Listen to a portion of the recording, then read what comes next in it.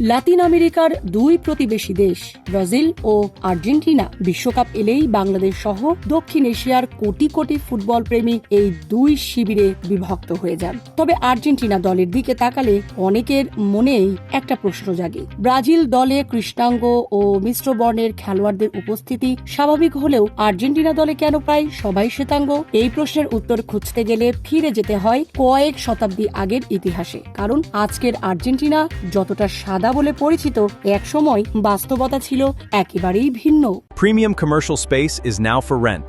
Featuring ample parking and excellent accessibility, this 4,200 square foot space is ready. Elevate your business and call us today.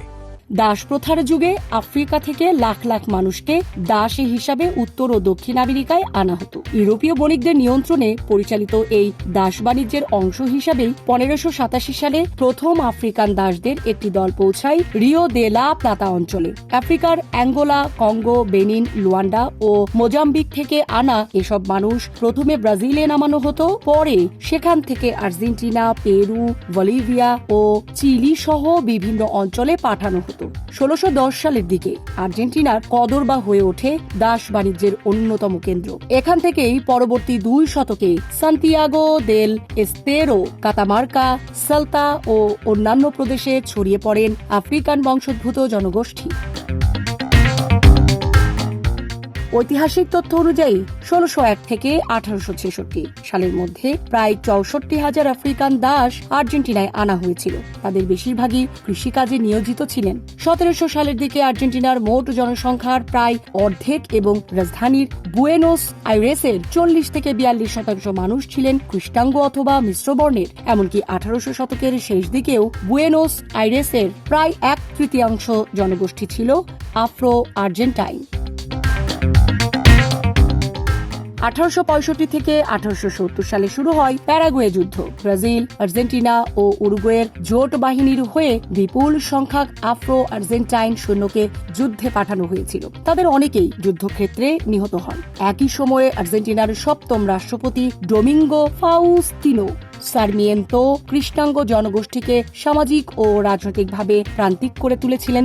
বহু Afro আর্জেন্টাইনকে বাধ্যতামূলকভাবে সেনাবাহিনীতে পাঠানো হয়, আবার অনেককে প্রত্যন্ত ও অনুন্নত অঞ্চলে বসতি স্থাপনে বাধ্য করা হয়, যেখানে স্বাস্থ্যসেবা ও জীবন ধারণের ন্যূনতম সুযোগ সুবিধাও ছিল না। ফলাফল ছিল ভয়াবহ। 1860-এর দশকে পিত জ্বর এবং 1870-এর দশকে কলেরার মহামারীতে বিপুল সংখ্যা কৃষ্ণাঙ্গ মানুষের মৃত্যু ঘটে। কৃষ্ণাঙ্গ পুরুষের সংখ্যা দ্রুত কমে যাওয়ায় অনেক আফ্রো আর্জেন্টাইন নারী শ্বেতাঙ্গদের সঙ্গে বিবাহ বন্ধনে আবদ্ধ হন। ফলে মিশ্র বর্ণের নতুন প্রজন্ম তৈরি হয়। আবার অনেক ব্রাজিলও উরুগুয়েতে চলে যান, যেখানে কৃষ্ণাঙ্গদের প্রতি সামাজিক মনোভাব তুলনামূলকভাবে সহনশীল ছিল।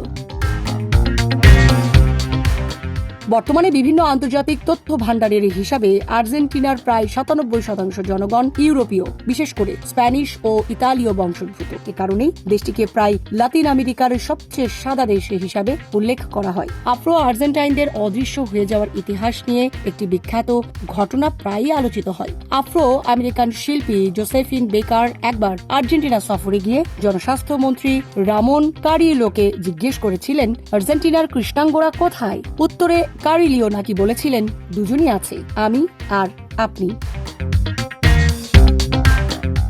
বর্তমান আর্জেন্টিনায় নিগ্রো শব্দটি অনেক সময় কেবল আফ্রিকান বংশোদ্ভূতদের জন্য নয়, অপেক্ষাকৃত গাঢ় বর্ণের বা মিশ্র বংশোদ্ভূত মানুষের ক্ষেত্রেও ব্যবহার করা হয়। দীর্ঘদিন ধরে কালো মুক্ত আর্জেন্টিনার ধারণা দেশটির সামাজিক চেতনায় প্রভাব ফেলেছে। ফলে বহু মানুষ নিজেদের আফ্রিকান বংশসূত্র প্রকাশ না করে শ্বেতাঙ্গ পরিচয়কে বেশি গুরুত্ব দেন। আর্জেন্টিনার সংস্কৃতি অনেক গুরুত্বপূর্ণ উপাদানের শিকড় আফ্রিকান ঐতিহ্যের সঙ্গে জড়িত। সান বালতাসারের উৎসব, বিভিন্ন লোকসঙ্গীত এবং বিশ্ববিখ্যাত ট্যাঙ্গো নৃত্যের বিকাশে আফ্রিকান সংস্কৃতির গভীর প্রভাব রয়েছে। অথচ যাদের হাত ধরে এসব ঐতিহ্যের বিকাশ, তাদের উপস্থিতি আজ আর্জেন্টাইন সমাজে খুবই সীমিত।